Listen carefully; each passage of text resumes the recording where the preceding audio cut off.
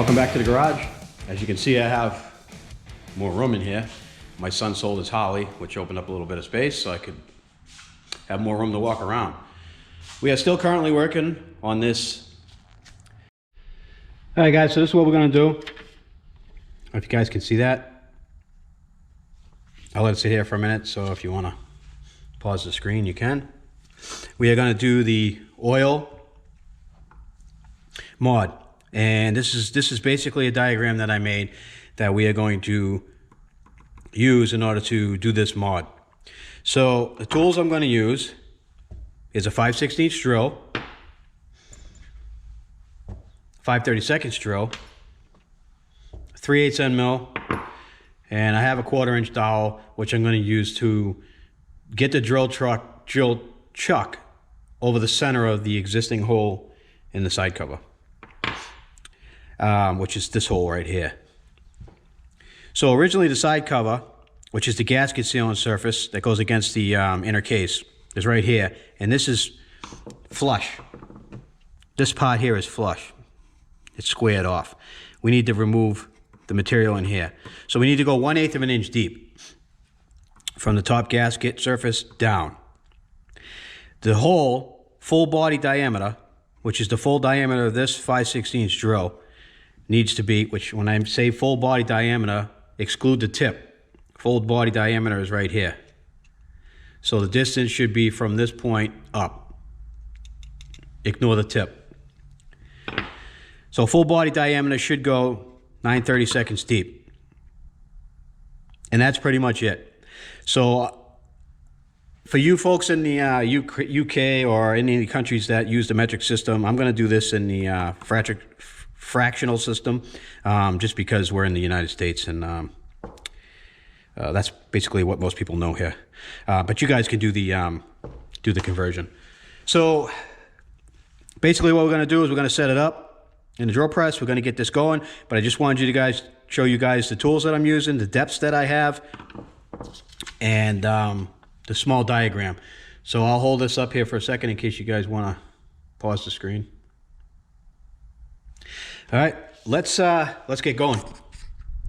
And the oil mod goes in here, and what it does is it lubricates the wrist pin and the connecting rod down at the crankshaft. And I guess that was a massive design flaw by Yamaha, because I know that the TRX has a cam injector nozzle, and the KFX also has a cam injector nozzle. Crank injector nozzle inside the case to lubricate the crank and the wrist pin. I guess Yamaha was a little behind the ball on that one, and they did it later on. I think 2007 is when they started having that injector inside the crankcase to get rid of that fatal flaw. And basically what it did was it gave everybody premature crank wear and crank failure.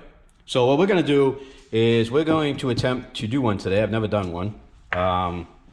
So this ought to be pretty cool. And we're going to give it a shot. So let me get you in the stand and we'll get started. So we have the case, the side case cover.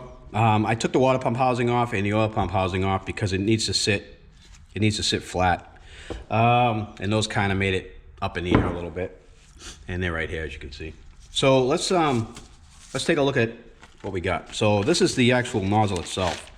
And I only paid $8 for this on eBay, and I think it's made in China. Honda has their own. They actually make the same exact one, and they're charging $45 for it. It's just a piece of cast aluminum. I can't see spending $45 for it when I can get it for $9, $8. And it comes with the O-ring seal, which we'll put that aside so we don't lose it. And let's take a look at this thing. And this is the nozzle right here. There's really not much to it. I don't see this as a $40 item. I see it as an $8 item, so that's why I bought the $8 one. And what this does, basically, is it goes inside this hole here, and you can see that square cutout there. That's for this square lug, so it doesn't rotate when it's inside the crankcase. And when you put it in properly, like this, the nozzle, which is right here on the end, shoots up into the bottom of the piston, and then it falls and it lubricates everything inside there. I don't know why Yamaha waited so long to put this in there, but I guess their engineers didn't notice it when they were designing it. Anyway, let's get this thing in here. So we have to modify this, and the way we're going to modify it is we need to do some drilling, some milling, and you know, a little bit of deburring and such, and that's pretty much it. It shouldn't be that difficult to do. All right, we're going to mount this on the drill press first, and we want to make sure that it's flat. The water pump's still hanging down a little bit over here, so we want to make sure it's flat, but I also want to try to get this to the center of the drill press as close as possible. I mean, we can move the table, and I am going to hold it down with just a standard C-clamp. I don't really want it moving and wobbling and wiggling around, so I'm going to put a C-clamp on it just so that we can hold it in place. And I'm not going to put a ton of force on this because I don't want to crack anything. Just enough to it doesn't catch and spin on me. And that's good. She's not really going to go anywhere. That's perfect.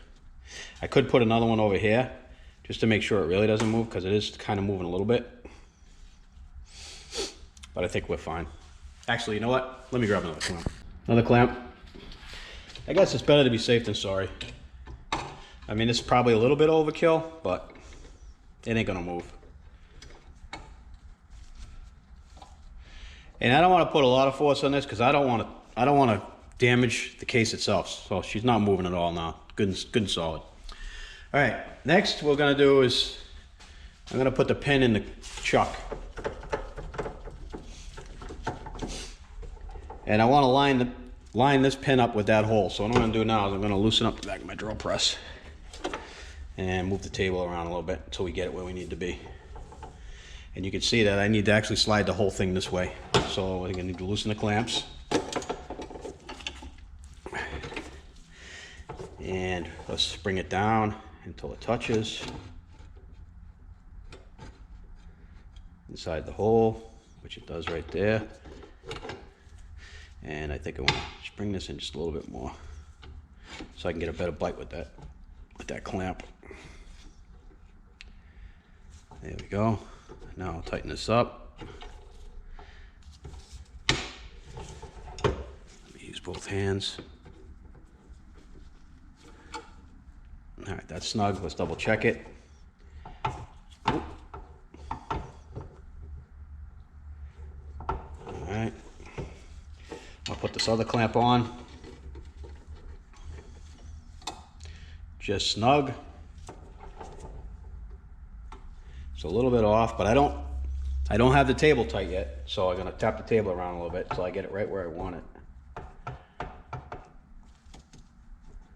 think that looks good right there. So I'm gonna tighten the table. At this point, let me just rotate you up a little bit so you can see more. There you go. I think what we're going to do now is we're going to drill that first hole out. And what I did was I put just some masking tape on there, or painter's tape, at the right depth. And I'll show you guys what the measurement is on the vernier. And I'm going with full body diameter now, not the tip. And we're basically at 537, 540. It should be 593, but I'm going to start with that. And if we have an issue with our connecting hole, I can hand drill it deeper because the hole will already be there and the drill will just follow the hole that's there. So I'm going to start with this.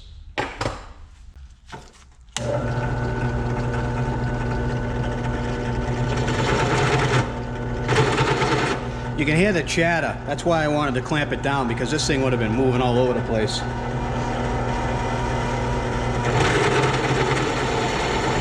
Go nice and slow. Actually, you know what? Let me plug up some of these holes. I don't want to get chips down inside there, so I'm going to plug up this oil seal here. Probably better to do that than having to fish aluminum chips out of there later. So we're going to plug that up. Actually, let me tear a little piece off of this. I'm going to plug this hole up in the back here.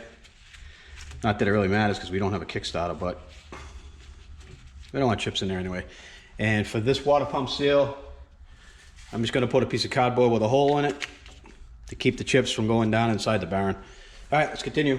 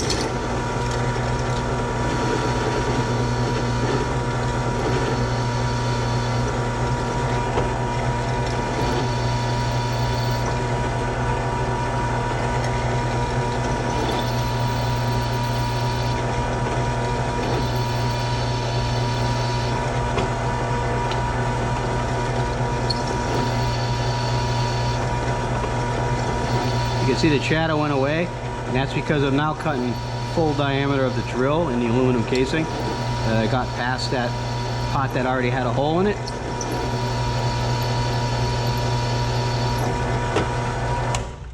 All right, that should work just fine. Let me give you guys a look at what I got. That's the hole right there. Nice and clean. Now all we need to do is mill it out. So this pot's going to be a little bit tricky because I need to figure out how to set a stop on this because it is an end mill. I may do the same thing with tape. Let me come back in a minute.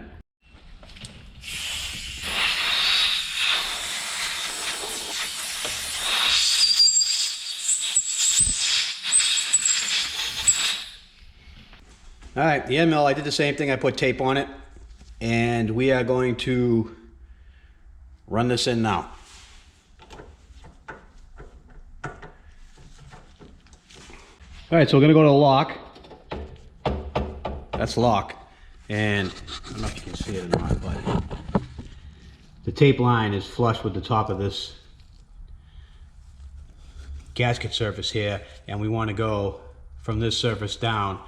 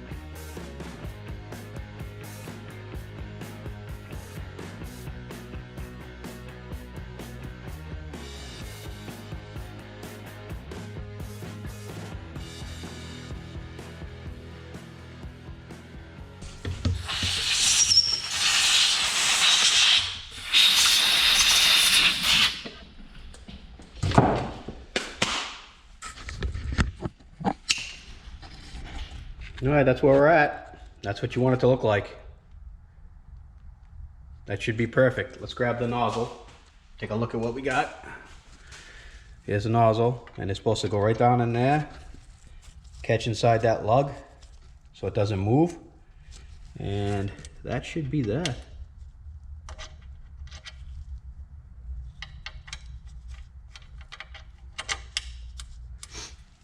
Looks pretty good. So what I'm going to do right now, first I'm going to chamfer this hole. So I'll show you how I'm going to do that. Only because there's There's a radius right in here, and it's not allowing it to sit flat. Right down in there, there's a radius. So I'm going to chamfer that hole a little bit, and I'm just going to use this.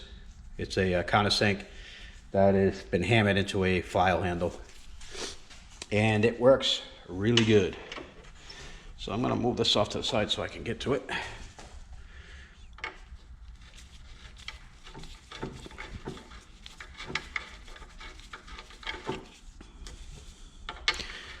This allows you not to take off a ton, but just enough to break the edge. And you can see there, there's a nice little chamfer on that at the moment. All right, let's fit the nozzle again. See what it looks like. That looks pretty good. I think we're good right there. All right, let's take it off. So I'm holding it in a vise, and now I'm just going to use my pistol drill, and I'm going to do the connecting hole down through here.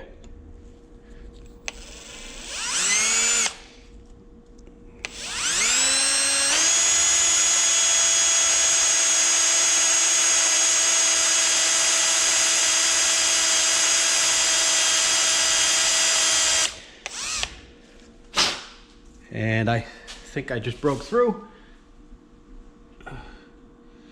So I'm seeing a little something. And what I want to do is set up and show you guys what I got. All right, so it's all set now. And let me give you a look here. Light. So you can see down inside of there that hole is now connected. If I put light in here, you can see it. And if I put light this way, you can see it. So it's connected now. And basically all I did was I went in with this in the vise by hand. I went in it, and I'll show you the angle that I used. I'll just slide it in there. Is it in? Hold on. Let me just slide it in. So this is the angle that I used, so you can see it, to give you an idea. So if that's flat or parallel, you can see the angle at which the drill went in there. And that's pretty much it. And you can see there that, well, maybe you can't, it may work better if I do that. You can see the hole in there. So the oil should go through. And let me grab the nozzle, put it back in the thing so it wouldn't get damaged. So the nozzle, it just goes in here and falls into the locking groove here so it can't spin. A little bit loose, but that's okay. It doesn't matter if it's moving. The O-ring is going to keep it from rattling around anyways once I put the O-ring on it and we push it down inside the hole.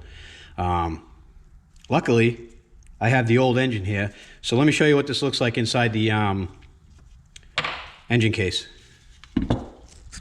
So here's the old engine. Obviously, broke a connecting rod. This is the one that I got with the bike, and you can see I have the nozzle in there. And basically, it goes, when you slide it in, it goes into this opening right here. You can see my finger in there. It goes into that opening. And let's see what it looks like.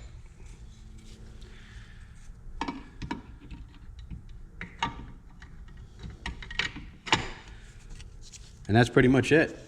And you can see it in there. There it is right there.